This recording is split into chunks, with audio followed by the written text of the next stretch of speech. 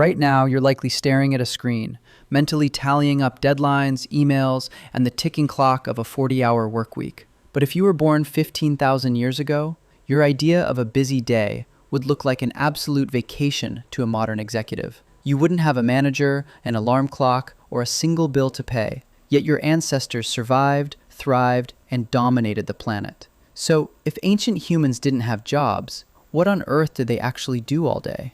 If you ask most people to picture prehistoric life, they imagine a brutal, non-stop struggle for survival. Waking up at dawn, running away from saber-toothed cats, frantically clutching a rock, and collapsing from sheer exhaustion before doing it all over again. But modern anthropology tells a completely different story. Back in 1966, anthropologist Richard Lee conducted a landmark study on the Juhowansi hunter-gatherers of the Kalahari Desert, a group living almost identically to our Pleistocene ancestors. What he found shocked the economic world. These ancient-style foragers didn't work 60 or even 40 hours a week to survive. To secure all the food, water, and tools needed for their entire community, the average adult worked just 15 to 20 hours per week. That's roughly 3 to 4 hours a day. Anthropologist Marshall Salins famously dubbed this era the original affluent society. Not because they had mountains of stuff, but because everything they wanted was easily obtained,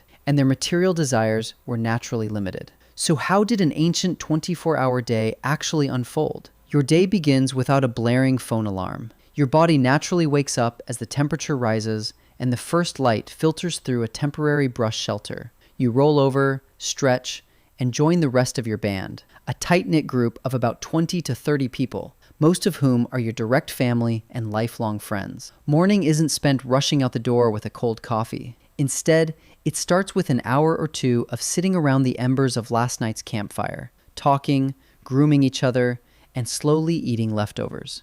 Around 8 or 9 a.m., the band decides what the day's task looks like based on simple necessity. If the camp has enough meat and tubers from yesterday, nobody goes anywhere. You just hang out. If supplies are low, the group splits up, not based on rigid corporate hierarchy, but on preference and skill. A small group heads out to gather. Gathering isn't mindless labor. It's an interactive, high-bandwidth botanical scavenger hunt. You walk through familiar terrain, chatting and scanning for wild roots, nuts, berries, and honey. Because you know the seasonal rhythm of every plant within 20 miles, this isn't stressful. It's a social stroll with snacks. Meanwhile, a few hunters set off to track game. Hunter-gatherer hunting isn't a non-stop sprint. It's mostly patient tracking, observing animal tracks, and waiting in the shade. By early afternoon, around 1 p.m., the primary work of the day is completely finished. The gatherers return with baskets loaded with mongongo nuts and wild tubers,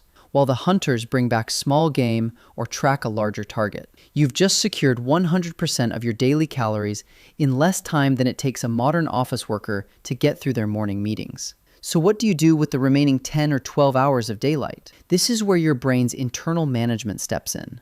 Imagine your brain's hypothalamus as an overworked mid-level manager named Gary, sitting in a tiny control room surrounded by glowing buttons. Modern Gary is screaming, clutching a lukewarm espresso, slamming his head on a desk covered in notifications, calendar alerts, and mortgage bills. But ancient Gary? Ancient Gary is lying back in a Hawaiian shirt, sipping a coconut, with his feet propped up on the control console. A minor signal comes in. Energy expenditure complete. Calories secured. Ancient Gary casually reaches over, taps the dopamine and relaxation button, and goes back to taking a nap. Your entire physiology was optimized for high-intensity bursts of effort followed by long, unstructured periods of rest and social bonding. And that social bonding was the true work of ancient human existence. From mid-afternoon until sunset, your time is entirely your own. You spend hours engaged in tool maintenance, chipping flint into razor-sharp arrowheads, softening animal hides with fat, or weaving sturdy vines into slings. But this work is done communally, accompanied by endless storytelling, joking, and teaching the kids how to navigate the woods.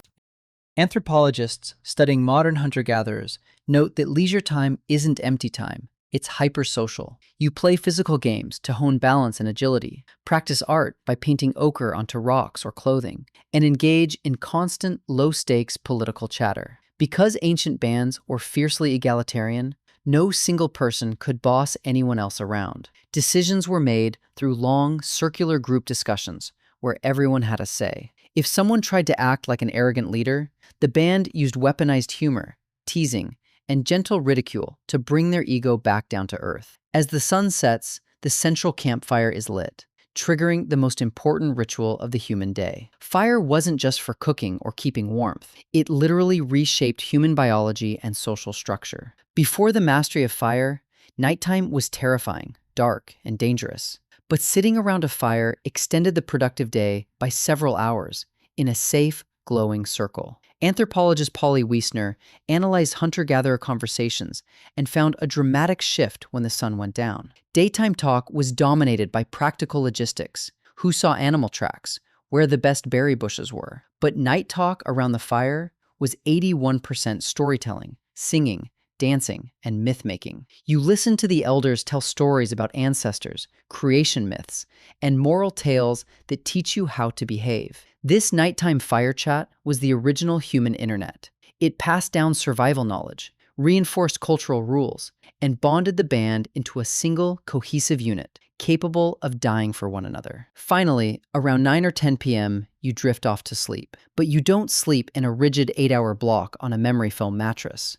Ancient humans practiced what researchers call biphasic or fragmented sleep. You might sleep for 4 hours, wake up at midnight, sit by the fire for an hour to check the perimeter, chat with another awake band member, eat a handful of nuts, and then drop back to sleep until dawn. When you add it all up, the ancient 24-hour day wasn't a desperate grind for survival. It was a fluid balance of brief physical exertion, deep communal connection, constant creative craftsmanship, and abundant rest. It wasn't until the agricultural revolution, roughly 12,000 years ago, when humans swapped foraging for farming wheat and herding livestock, that the workload exploded. Farming required endless weeding, plowing, watering, and guarding crops from dawn to dusk, giving birth to property, hierarchy, and eventually, the 8-hour workday. So the next time you feel burnt out at 3 p.m. on a Tuesday, remember, your body and mind were never built for a 40-hour work week, fluorescent lighting,